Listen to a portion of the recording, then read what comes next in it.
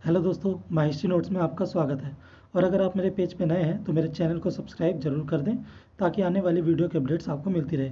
और अगर आपको वीडियो अच्छी लगे तो लाइक भी ज़रूर कर देना। तो दोस्तों, इससे पहले हम दो विचारधाराओं को पढ़ चुके हैं, जिसमें से पहली थी प्राच्यवादी विचारधारा और दूसरी थी उपयोगितावादी विचारधारा। और अब हम इस टॉपिक में इवेंजलवादी विचारधारा को पढ़ेंगे कि कैसे ब्रिटिश ने इन तीनों विचारधाराओं को का इस्तेमाल करके और अपने शासन को भारत में विस्तार किया और बढ़ाया। तो चलिए दोस्तों, शुरू करते हैं। इवेंजलवादी विचारधारा। अंग्रेजों के आगमन से पहले भारतीय अतीत को लगभग पूर्ण रूप से हीन देखने वालों में अकेले उपयोगितावादी समूह के लोग ही नहीं थे, बल्कि ऐसी स्थिति ईसाई मशीनरियों, विशेषकर इंजिलवादियों की भी थी। इंजिलवाद 18वीं सदी के अंतिम दशकों में इंग्लैंड में एक मजबूत प्रोटेस्टेंट ईसाई धार्मिक आंदोलन के रूप में उभरकर सामने आया था। यह ब्रिटेन में समुदायों के बीच नैतिक सुधार पर बल देता था। उन दिनों इंग्लैंड में औद्योगिकरण की प्रक्रिया आगे बढ़ रही थी और एक नया मध्यम वर्ग पैदा हो रहा था। तो दोस्तों, इससे पहले की वीडियो में हमने देखा कि उपयोगितावादी विचारधारा को मानने वाले लोग भारतीय समाज को काफ़ी असभ्य मानते थे और काफ़ी पिछड़ा हुआ मानते थे। लेकिन केवल इसी विचारधारा ने भारतीय समाज को ऐसा नहीं माना, बल्कि इवेंजलवादी विचारधारा के लोगों ने भी भारतीय समाज को पिछड़ा हुआ माना। और ये इवेंजलवादी प्रोटेस्टेंट ईसाई थे जो समुदाय के बीच नैतिक सुधार पर बल देते थे। इंजिलवाद एक नैतिक एजेंसी बन गया। इसने काम पर, सादगी पर और ईश्वरीय साम्राज्य को धरती तक फैलाने के लिए ठोस उपाय के रूप में दृढ़ता पर जोर दिया। जहां जेम्स मिल्स जैसे उपयोगितावादी कानून बनाकर भारत को बदलना चाहते थे, वहीं इंजिलवादी इस देश को ईसाई बनाकर ऐसा करना चाहते थे। इसलिए स्वभावतः उन्होंने यह साबित करने का प्रयास किया कि भारत के पिछड़ेपन का मूल कारण हिंदू धर्म और सभ्यता है। इसलिए इंजलवादियों ने अपना सभ्यताकारी अभियान भारत के बर्बरता के खिलाफ शुरू किया और भारत की प्रकृति को बदलने के लिए ब्रिटिश राज के स्थायित्व का समर्थन किया। तो दोस्तों, ये इवेंजलवादी पूरे विश्व में जो है अपनी विचारधारा को फैलाना चाहते थे। तो वहीं भारत में ये मानते थे कि भारत के लोगों को ईसाई बनाकर जो है अपनी इस विचारधारा को फैला सकते हैं। और अपनी इस विचारधारा को भारत में फैलाने के लिए इन्होंने यह साबित किया कि हिंदू धर्म और सभ्यता काफ़ी पिछड़ा हुआ है और भारत को प्रगतिशील बनाने के लिए भारत में ईसाई धर्म का प्रचार करना आवश्यक है। और इसी दिशा में जो है इंजिलवादियों ने कार्य भी किया। इससे ब्रिटिश सरकार को भी बढ़ावा मिला और लोगों ने ब्रिटिश राज्य को स्वीकार किया। भारत में इस विचार के प्रवक्ता कोलकाता के पास श्रीरामपुर के मिशनरी थे, परंतु ब्रिटेन में इसके मुख्य प्रतिपादक चार्ल्स ग्रांट और जॉन शोर थे। चार्ल्स ग्रांट ने अपनी पुस्तक में भारतीय समाज और संस्कृति की कड़ी निंदा की और उसे अंधविश्वासी, बर्बर और निरंकुश बताया। उनके अनुसार भारत की प्रमुख समस्या वे धार्मिक विचार है जो भारतीय जनता को अज्ञानता में जकड़े हुए है। ईसाइयत की रोशनी फैलाकर उन्हें बखूबी बदला जा सकता है और भारत में ब्रिटिश राज्य का मुख्य उद्देश्य यही होना चाहिए।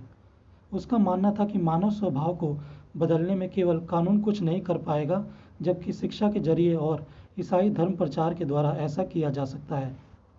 तो दोस्तों, भारतीय समाज और संस्कृति की चार्ल्स ग्रांट ने अपनी पुस्तक में निंदा की और उन्होंने बताया कि भारत में जो अंधविश्वास है, जो निरंकुशता है, वो हिंदू धर्म में मौजूद है और इसको हटाने के लिए भारत में ईसाई धर्म प्रचार करना जरूरी है।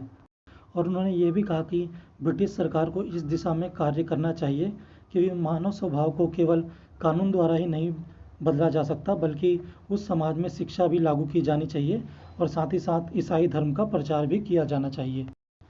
इंजिलवादियों ने भारत में ईसाई बने लोगों की कानूनी सुरक्षा की और सती तथा कन्या हत्या को समाप्त करने की मांग की। उन्होंने यह भी मांग की कि भारत में ब्रिटिश सरकार को हिंदू और मुसलमानों के धर्म स्थलों की सहायता नहीं करनी चाहिए। ब्रिटिश संसद में चार्ल्स ग्रांट के विचार को और अधिक प्रचार विलियम विल्बरफोर्स ने 1813 के चार्टर एक्ट के पारित होने के पहले दिया। इसमें ईसाई मशीनरियों को बिना किसी रोक टोक के भारत में आने की छूट दी गई। मुक्त व्यापार के समर्थक व्यापारी भी सुधार और परिवर्तन के विचार की पैरवी कर रहे थे। तो दोस्तों, इंजिलवादियों ने मांग की कि भारत में ईसाई जो लोग बन रहे हैं उनकी सुरक्षा करने की जिम्मेदारी सरकार की होनी चाहिए और साथ साथ सरकार को भारत में सती प्रथा, कन्या हत्या को जो है समाप्त करना चाहिए। और इन्होंने यह भी कहा कि हिंदू और मुस्लिम के जो धार्मिक स्थल है उनको सरकार को प्रोत्साहन नहीं देना चाहिए। इसी के चलते ब्रिटेन में 1813 में एक चार्टर एक्ट पास हुआ जिसमें ईसाई मशीनरियों को बिना किसी रोक टोक के भारत में आने की छूट मिल गई और साथ ही साथ इस जो व्यापारी थे ब्रिटेन के, उनको भी अब भारत के साथ व्यापार करने की जो है छूट मिल गई। वास्तव में मुक्त व्यापार के समर्थक व्यापारी, उपयोगितावादी और इंजिलवादी सभी भारतीय भाषाओं, रीति रिवाजों, भावनाओं और धर्मों को अनादर की दृष्टि से देखते थे। वह महसूस करते थे कि असभ्य और नासमझ भारतीयों को सभ्य बनाने अर्थात भारतीय समाज के अंग्रेजीकरण से देश में औपनिवेशिक हितों की बेहतर सेवा हो सकेगी। वॉरेन हेस्टिंग और लॉर्ड कॉर्नवालिस जैसे प्राच्यवादी भारतीयों के धार्मिक परंपराओं में दखल नहीं देना चाहते थे, परंतु इंजिलवादियों ने सती प्रथा के विरुद्ध अभियान चलाकर और उसकी बुराइयों को उजागर करके भारत में अंग्रेजों को उनका समर्थन करने को मजबूर कर दिया। तो दोस्तों, जो उपयोगितावादी थे, जो इंजिलवादी थे, ये भारत की भाषाओं, रीति रिवाजों, भावनाओं का काफ़ी अनादर करते थे और उनको जो है अनादर की नज़रों से देखते थे। और वो मानते थे कि अगर भारत में पश्चिमी शिक्षा सभ्यता को फैलाया जाए तो इससे भारत जो है काफ़ी सभ्य हो जाएगा, जिसके चलते वो औपनिवेशिक शासन को अपनाएगा और उसमें अपना सहयोग देगा।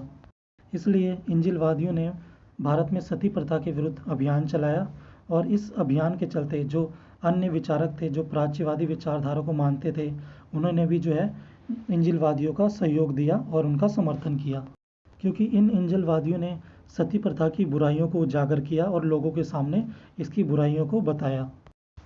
बर्बर और सती प्रथा को हटाने से ब्रिटिशों को और उसके साथ साथ ईसाई सभ्यता की श्रेष्ठता भी प्रमाणित हो सकती थी। सती का वैचारिक आधार स्त्री के आत्मत्याग का चरम रूप था, जो उसके द्वारा अपने पति की चिता पर खुद को जलाकर किया जाता था। इंजिलवादी नैतिकता को मानने वाले भी स्त्रियों में आत्मत्याग के ऐसे ही गुणों पर जोर देते थे, लेकिन उनके लिए, जैसा कि मैटकोफ ने लिखा है, आत्मत्याग का उचित ढंग घर में देवी के रूप में था, ना कि पति की चिता पर बलि के रूप में। तो दोस्तों, इंजिलवादियों ने सती प्रथा के विरुद्ध इसलिए भी अभियान चलाया क्योंकि इससे जो ईसाई धर्म है, जो ईसाई सभ्यता है, वो भी जो है भारत में काफ़ी श्रेष्ठ बन जाएगा और भारत को लोगों को लगेगा कि जो ईसाई सभ्यता है वो काफ़ी अच्छी सभ्यता है। और दोस्तों, जैसा कि आप लोग जानते हैं कि भारत में उस समय यदि किसी के पति की हत्या हो जाती थी तो पत्नी को भी जो है आग में अपने आप को सती करना पड़ता था। इसी के खिलाफ जो है इंजिलवादियों ने अभियान शुरू किया। इसलिए ये लोग मानते थे कि स्त्री में आत्मत्याग की भावना होनी चाहिए, लेकिन आग में जलकर नहीं, बल्कि घर में एक देवी के रूप में। इंजिलवादियों के विपरीत उपयोगितावादी विलियम बेंटिंक भारतीयों को ईसाई बनाने का पक्षधर नहीं था। उसने सती प्रथा के विरोध का औचित्य प्राचीन संस्कृत ग्रंथों में तलाशा, ना कि बाइबल में।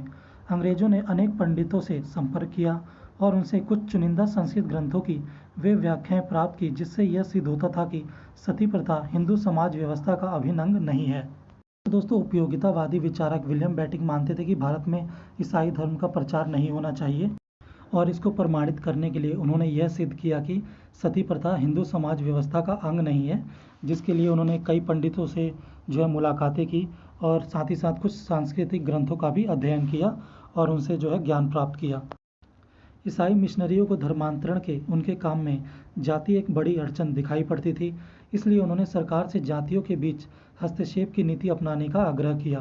परंतु 1857 के विद्रोह और उसके बाद की घटनाओं ने औपनिवेशिक राज्य को मजबूर किया कि वह हस्तक्षेप की मुद्रा बनाए रखे और जाति भेद का समर्थन करे।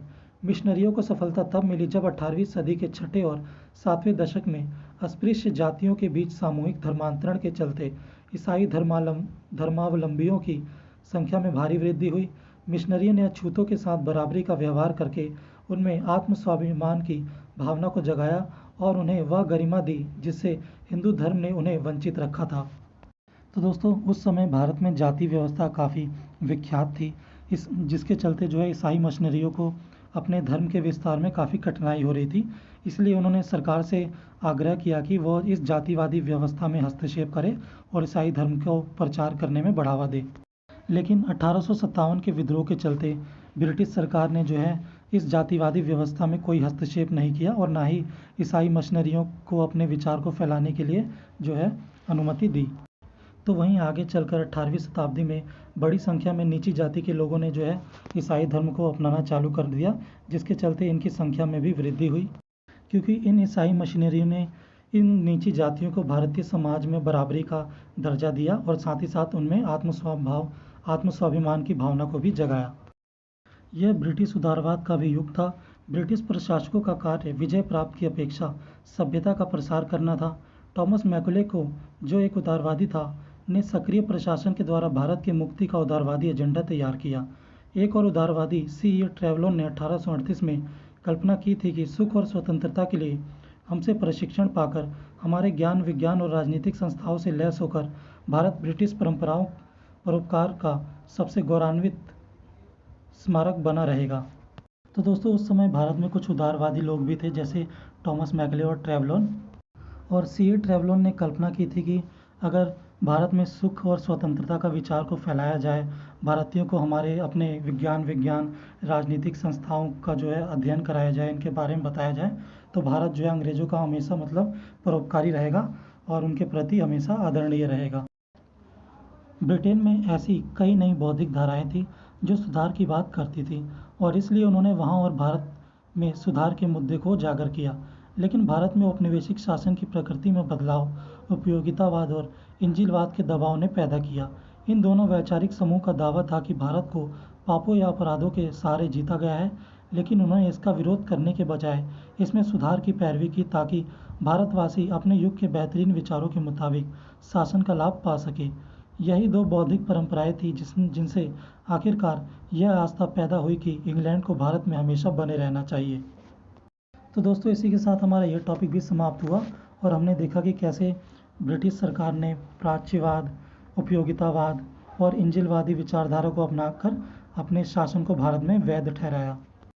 तो चलिए दोस्तों, मिलते हैं नेक्स्ट टॉपिक में, और इसे देखने के लिए आपका शुक्रिया, और वीडियो को लाइक करना मत भूलिएगा।